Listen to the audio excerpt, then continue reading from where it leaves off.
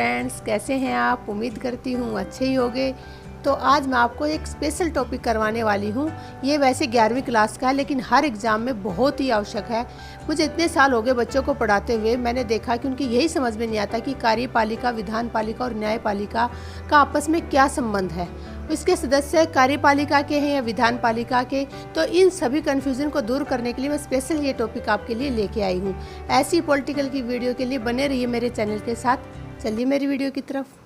देखिए, भारत कैसा है, एक संसदीय देश है। इसका एक संविधान बनाया गया और संविधान में देश को चलाने के लिए 3 अंग बनाए गए: विधायिका, कार्यपालिका और न्यायपालिका। विधायिका जो है नाम से ही लग रहा है, यानी विधि बनाने वाला। विधि क्या होता है? कानून। जो कानूनों का निर्माण करे, विधेयक पास करके, उसे हम कहते हैं विधायिका। और जो कानून निर्माण होने के बाद उनको जो लागू करता है, उसको हम कहते हैं कार्यपालिका।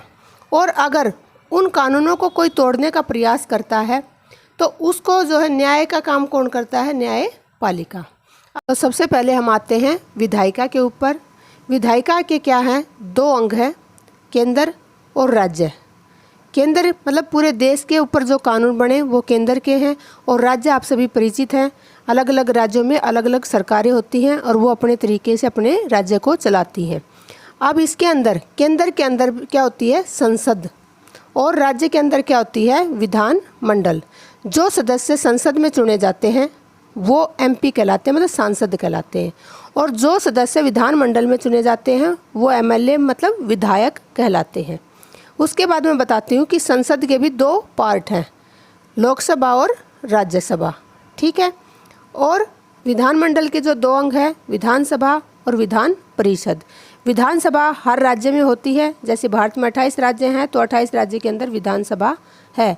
लेकिन विधान परिषद हर राज्य में नहीं होती, वो वहाँ की परिस्थितियों के अनुसार हो भी सकती है और नहीं होती।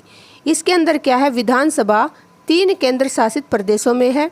कौन कौन से? दिल्ली, पांडिचेरी और जम्मू कश्मीर। जबकि विधान परिषद केवल 7 जगह पर ही है। ठीक है।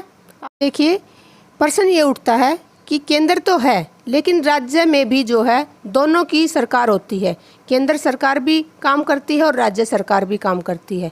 अब ये कैसे पता लगेगा कि केंद्र सरकार किन विषयों पर कानून बनाती है और राज्य सरकार किन विषयों पर कानून बनाती है? इस समस्या को दूर करने के लिए सूचियाँ बनाई गई हैं: केंद्र सूची, राज्य सूची और समवर्ती सूची। अब जो केंद्र सूची है, केंद्र सूची में क्या होता है कि सिर्फ केंद्र के विषय होते हैं और वही उनके ऊपर कानून बना सकते हैं। क्या विषय होते हैं? मैं आपको बता रही हूँ। जैसे रक्षा का है, वो देश का विषय है, देश रक्षा करता है। ठीक है। जैसे बैंक हैं, वो सारे बैंक किसके अंडर आते हैं? देश के अंडर आते हैं, केंद्र के अंडर आते हैं। रेल है, किसी भी राज्य की पर्सनल रेल नहीं चलती है, वो भी किसके अंडर आती है? केंद्र के अंडर आते हैं। तो ये ऐसे विषय हैं जो केवल केंद्र ही जो है इनके ऊपर कानून बना सकता है। अब देखिए राज्य सूची। राज्य सूची में वो विषय आते हैं जिन पर केवल राज्य ही कानून बनाता है। जैसे वहाँ का न्याय, वहाँ की पुलिस और वहाँ की खेती। ठीक है। पुलिस का आपने सुना होगा, हरियाणा पुलिस, हिमाचल प्रदेश पुलिस। ठीक है। इसमें क्या होता है? कृषि है, हर राज्य की अलग है। ठीक है। तो ये ऐसे विषय हैं जिन पर राज्य ही कानून बनाता है। तीसरी सूची आती है समवर्ती सूची। कई बार क्या होता है, ऐसे विषय होते हैं जो राज्य के भी होते हैं और केंद्र के भी होते हैं। तो उन ऐसे विषयों के लिए एक तीसरी सूची बनाई गई है, समवर्ती सूची। ठीक है। इसमें क्या आता है? विवाह। विवाह कोई ये नहीं है कि पर्सनल है किसी का। विवाह में क्या होता है? वो पूरे देश में भी होता है, राज्य का भी होता है। ठीक है। कारखाने हैं, कारखाने दोनों की प्रॉपर्टी है। शिक्षा है, शिक्षा भी दोनों की है। तो ऐसे विषय जिन पर राज्य सूची और केंद्र सूची दोनों कानून बनाते हैं वो समवर्ती सूची के अंदर आते हैं। आती है कार्यपालिका। कार्यपालिका क्या है? मैंने आपको बता ही दिया था कि जो कानून विधायिका बनाती है उनको लागू करने का काम कौन करती है? कार्यपालिका करती है। इसके भी 2 हिस्से हैं, केंद्र और राज्य। केंद्र में कौन आते हैं? राष्ट्रपति, उपराष्ट्रपति, प्रधानमंत्री, मंत्रिपरिषद। अब मंत्रिपरिषद भी 3 हिस्से हैं, कैबिनेट मंत्री, राज्य मंत्री और उप मंत्री। ठीक है। इसमें क्या है कि जो देश का शासन चलता है वो राष्ट्रपति के नाम पे चलता है, लेकिन इसकी जो शक्तियां हैं उनका उपयोग कौन करता है? उनका उपयोग करता है प्रधानमंत्री। ठीक है। तो इसको हम कहते हैं नाम मात्र का अध्यक्ष। क्या है ये? नाम मात्र का अध्यक्ष है, लेकिन वास्तविक अध्यक्ष कौन होता है? प्रधानमंत्री। ठीक है, क्योंकि जितनी पावर इसके पास उनका उपयोग प्रधानमंत्री करता है, सारे कार्य प्रधानमंत्री करता है। तो वास्तविक अध्यक्ष प्रधानमंत्री, नाम मात्र का राष्ट्रपति। आते हैं राज्य के ऊपर। राज्य क्या है? राज्य के अंदर भी आप देखोगे जो काम केंद्र के अंदर राष्ट्रपति का है वही काम राज्य के अंदर राज्यपाल करता है, और जो काम केंद्र के अंदर प्रधानमंत्री करता है वही काम राज्य के अंदर मुख्यमंत्री करता है। मंत्रिपरिषद केंद्र में भी होती है और राज्यों के अंदर भी होती है। अब मैं आपको करवाती हूँ कार्यपालिका के रूप। कार्यपालिका दो तरीके की होती है, स्थायी कार्यपालिका, अस्थायी कार्यपालिका। स्थायी कार्यपालिका में कौन होते हैं? वो प्रशासनिक अधिकारी जो देश को चलाने में अपना योगदान देते हैं, जैसे IAS, इनको हम क्या कहते हैं? सिविल सेवक कहते हैं। IPS क्या करवाते हैं? नीति और योजनाओं को लागू करते हैं, और IPS क्या करवाते हैं? कानून व्यवस्था को लागू करते हैं। इनका कार्यकाल कितना होता है? 60 या 62 वर्ष, क्योंकि ये एक विशेष प्रक्रिया के द्वारा नियुक्ति प्राप्त करते हैं। जबकि जो भी मंत्री होते हैं उनका चुनाव क्या होता है? हर 5 वर्ष में होता है, और इनका कार्यकाल भी कितना होता है? 5 वर्ष ही होता है। ये जितने भी मंत्री हैं ये सारे किस में आते हैं? अस्थायी कार्यपालिका में। अब तीसरा अंग है न्यायपालिका। न्यायपालिका क्या है? मैंने आपको बताया कि जो कानून विधायिका बनाती है और कार्यपालिका लागू करती है, अगर उनको कोई चुनौती दे दे तो उसका वो सही है या नहीं है, उस औचित्य और अनुचित्य जो रूप है वो न्यायपालिका बताती है।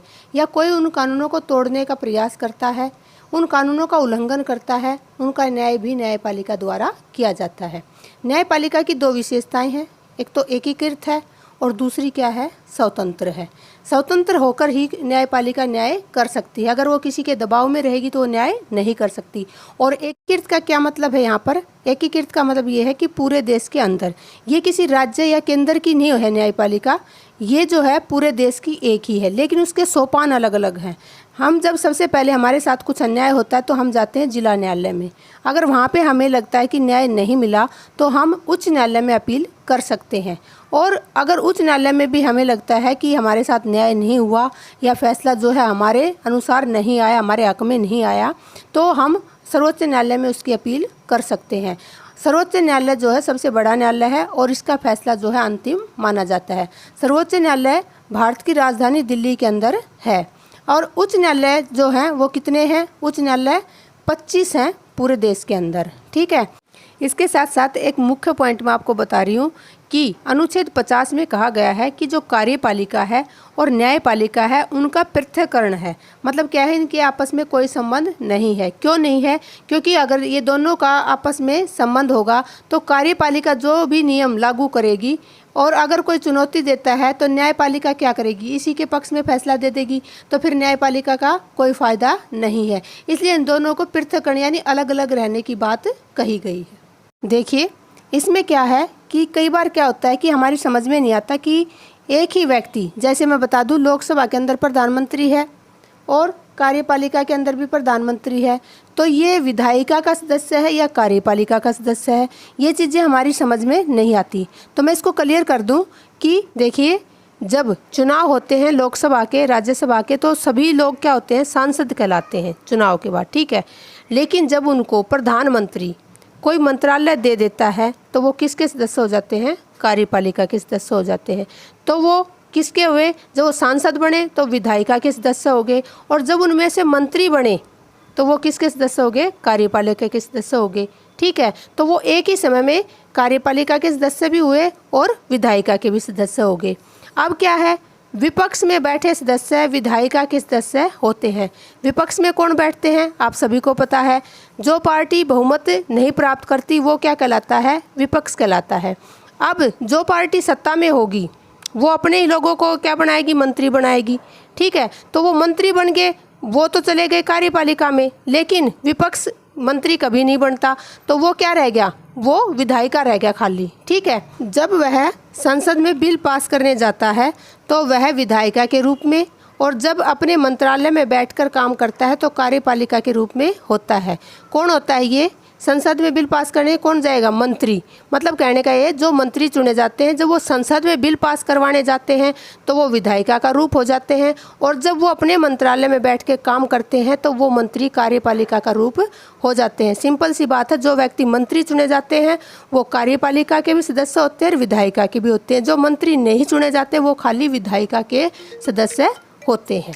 थैंक यू मेरी वीडियो देखने के लिए। अगर आपको ये वीडियो पसंद आ रही है तो इन्हें लाइक कीजिए, सब्सक्राइब कीजिए, कमेंट कीजिए और बने रहिए मेरे चैनल के साथ। मिलती हूँ अगली वीडियो में। Bye bye, take care.